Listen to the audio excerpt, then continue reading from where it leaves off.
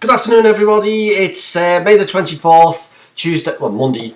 I'm a little bit late this week, but I'm making no apologies for the weather's way too good to be sitting here talking to my computer all day on my own. But what a lot I got this week, blinking heck, there were loads and loads of replies. And you know, for me as a person on this side of the computer screen, it's a little odd. Sometimes you get good, sometimes you get a big sheaf of replies, and sometimes you get slim pickings as replies. And it's very easy for me, it's very difficult for me to be able to work out what's going on here. Are subjects more popular than others for discussion? Or is it just because everybody's on nights? Or is it because everyone's on holiday? It's really difficult for me to know, but I got a bumper crop this week. And they all point in kind of the same direction, although there were some really interesting differences. If you remember last week, I asked you about the average age of a person who's coming into heart failure, and yeah, for sure, there are younger people who with heart failure, but you won't put your finger pretty much on the button that this kind of, in the majority of cases, without wanting to be prejudiced, this is a kind of older person situation, and the commonest situation. In the commonest cause in these situations is where the person's suffering from worn-out osis. You know what I mean? Where the heart is just really approaching the end of its natural life, and their body is thinking about making room for a baby who's just being born up the road. So yeah, you all put your finger more or less on the causes. Your ischemic heart disease, your undiagnosed hypertension, all that stuff. I loved the variety of the comments that I got about incidence and prevalence. Marvellous. And it's good to rehearse these things. I mean, I know most of you will have known this stuff anyway at some point in the past, but just to rehearse, it doesn't do you any harm, does it? And one of the things you really got a grip on was what's the strangest cause of heart failure that you've ever come across. And there were some beauties, absolute beauties, things I'd never heard of. Rena, for instance, mentioned amyloidosis. Someone had a patient coming in with an unusual presentation, stroke causing heart failure. There were, what was the other one? Yes, Sydenham's career without the pre-warning symptom, the pre-warning condition of rheumatic fever. Fabulous. Sydenham's career. I still don't know what that is. As soon as I stop making this little cast, I'm off to Wikipedia to find out what that was. While we're on the subject of rheumatic fever, can I just ask you, has anybody in the country ever seen a fresh case of rheumatic fever?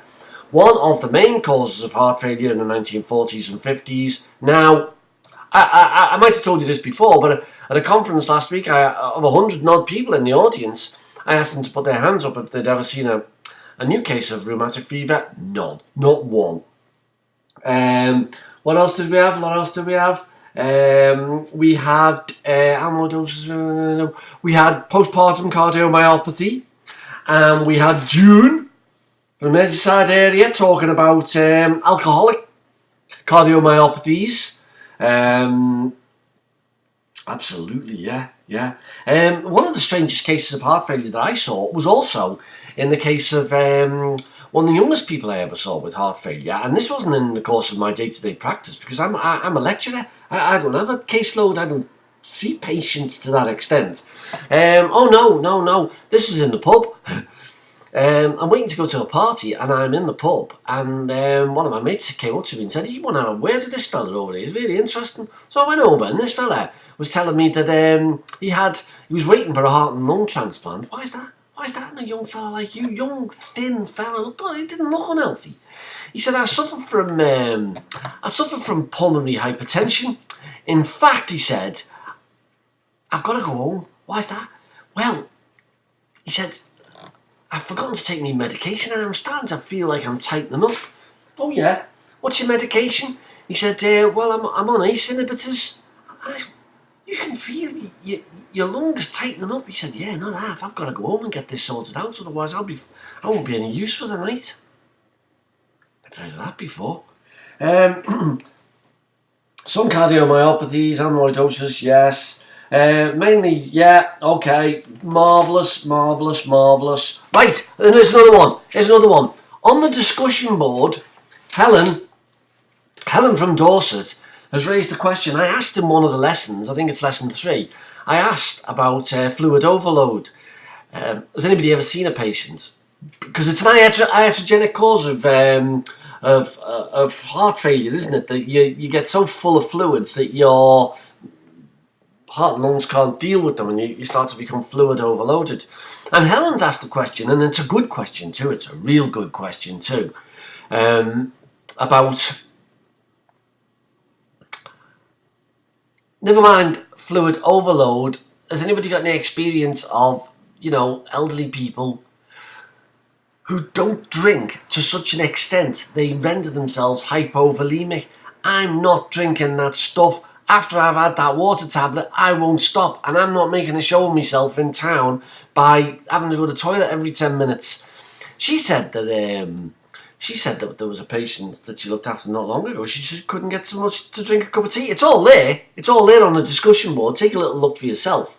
But that'll be an interesting discussion, and I'll be interested to see your experiences communicated via Helen.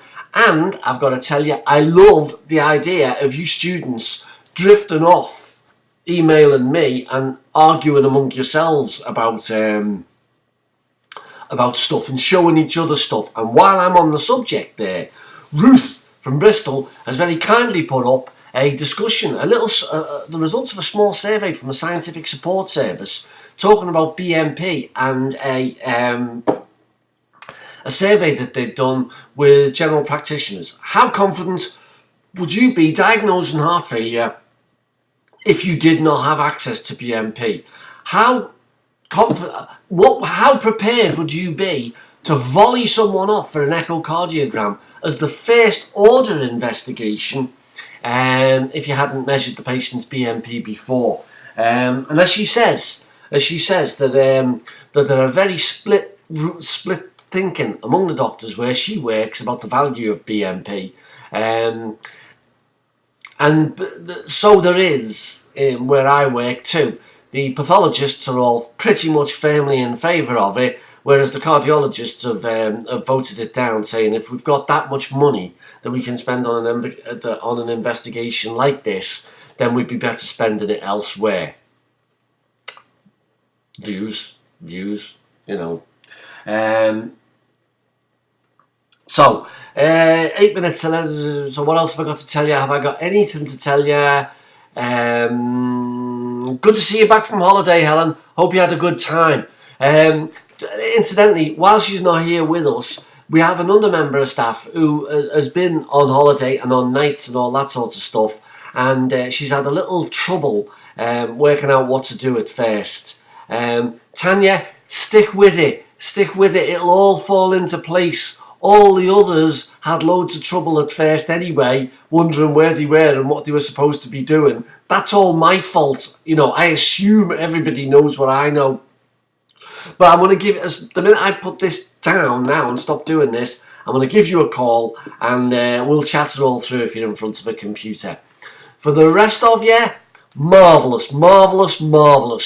Don't forget Facebook. That's another area where you can disappear and chat. And any minute now, after I've done this again, and after I've been round the corner for a quiet little dinky with some of my friends in the roasting hot heat, after I've done that, I'm going to put some pictures of myself and the wonderful vista that is the River Mersey and the wonderful skyline of Liverpool. Got to be unique in the country.